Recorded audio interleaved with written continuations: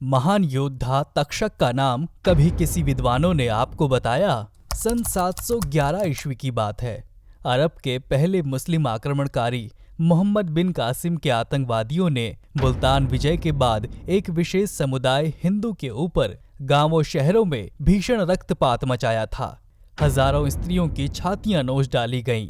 इसी कारण अपनी लाज बचाने के लिए हजारों सनातनी किशोरियां अपनी शील की रक्षा के लिए कुएं तालाब में डूब मरी। लगभग सभी युवाओं को या तो मार डाला गया या गुलाम बना लिया गया। भारतीय सैनिकों ने ऐसी बर्बरता पहली बार देखी थी। एक बालक तक्षक के पिता कासिम की सेना के साथ हुए युद्ध में वीरगति को प्राप्त हो चुके थे। लुटेरी अरब सेना जब तक्षक के गांव में पहुंची तो हाहाकार मच गया। स्त्रियों को घरों से खींच खींच कर उनकी देह लूटी जाने लगी। भय से आक्रांत तक्षक के घर में भी सब चिल्ला उठे। तक्षक और उसकी दो बहनें भय से कांप उठी थीं। तक्षक की मां पूरी स्थिति समझ चुकी थी। उसने कुछ देर तक अपने बच्चों को देखा और एक निर्णय पर पहुंच गई। मां ने अपने तीनों बच्चों को खींचकर छाती में चिपका लिया और रो पड़ी। फिर देखते देखते उस छतरानी ने मयान से तलवार खींचा और अपनी दोनों बेटियों का सर काट डाला। उसके बाद अरबों द्वारा उनकी काटी जा रही गाय की तरफ और अपने बेटे की तरफ उसने अंतिम दृष्टि डाली और तलवार को अपनी छाती में उतार लिया। 8 वर्ष का बालक तक्षक एकाएक समय को पढ़ना सीख गया था। उसने भूमि पर पड़ी मृत मां के आंचल से अंतिम बार अपनी आंखें पोंछीं और घर के पिछले द्वार से निकलकर खेतों से होकर जंगल में भाग गया।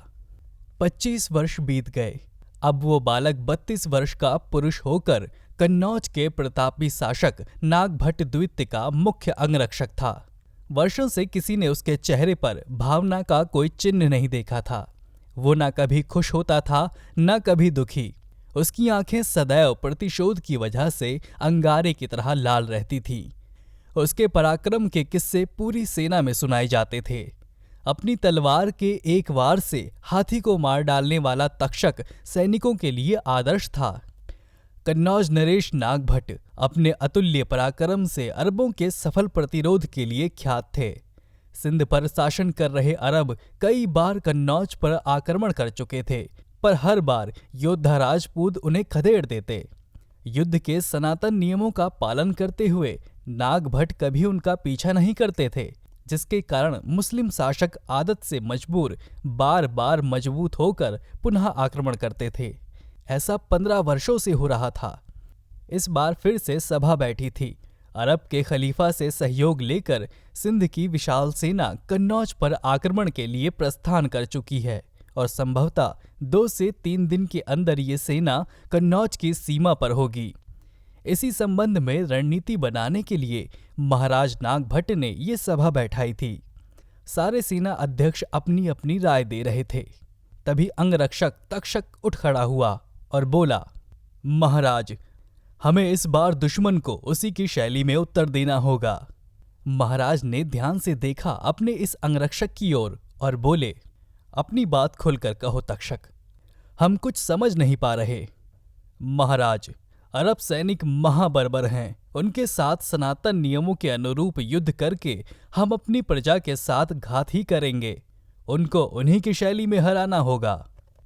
महाराज के माथे पर लकीरें उभर आईं और बोले, किंतु हम धर्म और मर्यादा नहीं छोड़ सकते सैनिक।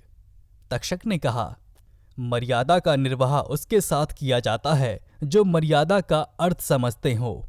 ये बर्बर धर्मोन्मत्त राक्षस हैं महाराज। इनके लिए हत्या और बलात्कार ही धर्म है, पर ये हमारा धर्म नहीं है वीर। राजा का केवल एक ही धर्म होता है महाराज, और वो है प्रजा की रक्षा। देवल और मुल्तान का युद्ध याद करें महाराज, जब कासिम की सेना ने दाहिर को पराजित करने के पश्चात प्रजा पर कितना अत्याचार किया था। ईश्वर ना करे यदि हम पराजित हुए तो बर्बर अत्याचारी अरब हमारी स्त्रियों, बच्चों और निरीह प्रजा के साथ कैसा व्यवहार करेंगे, ये आप भली भांति जानते हैं। महाराज ने एक बार पूरी सभा की ओर निहारा। सब मौन तक्षक के तर्कों से सहमत दिख रहे थे।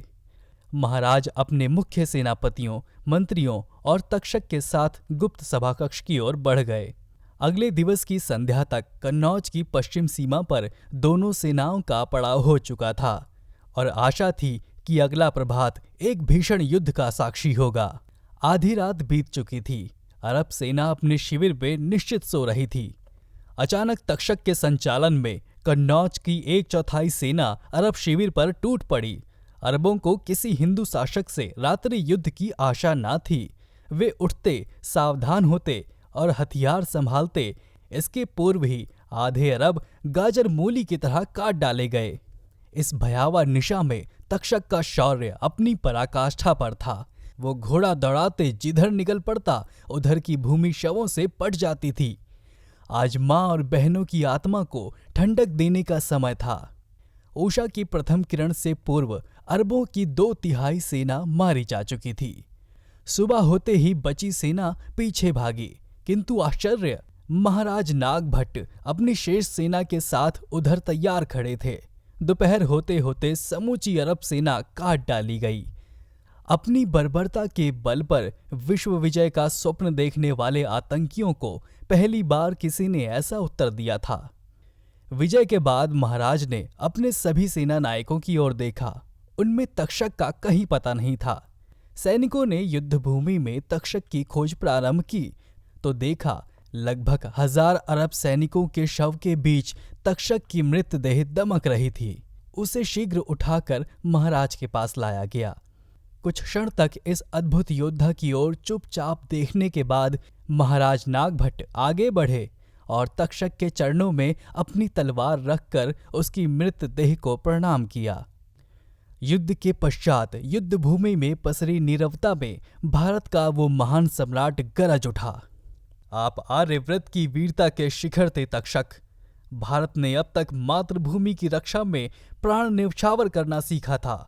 आपने मातृभूमि के लिए प्राण लेना सिखा दिया। भारत युगों युगों तक आपका आभारी रहेगा। इतिहास साक्षी है, इस युद्ध के बाद अगली 3 शताब्दियों तक अरबों की भारत की तरफ आंख उठाकर देखने की हिम्मत नहीं हुई। तक्षक ने सिखाया कि मातृभूमि की रक्षा के लिए प्राण दिए ही नहीं, लिए भी जाते हैं। साथ ही ये भी सिखाया कि दुष्ट सिर्फ दुष्टता की भाषा जानता है, इसलिए उसके दुष्टतापूर्ण कुकृत्यों का प्रत्युत्तर उसे उसकी ही भाषा में देना चाहिए, अन्यथा वो आपको कमजोर ही समझता रहेगा। विनम्र निवेदन, ये पोस्ट किसी की मोहताज नहीं है। भारत के इतिहास की ये अति गौरवशाली कथा उच्च कोटि के वीरता की प्रमाण ही है, जिसे हमें आने वाली पीढ़ियों को अवगत कराने और उनके मस्तिष्क में आत्मसात कराने की जरूरत है एवं इसे इतिहास का एक महत्वपूर्ण पाठ बनाकर पढ़ाने की आवश्यकता भी है।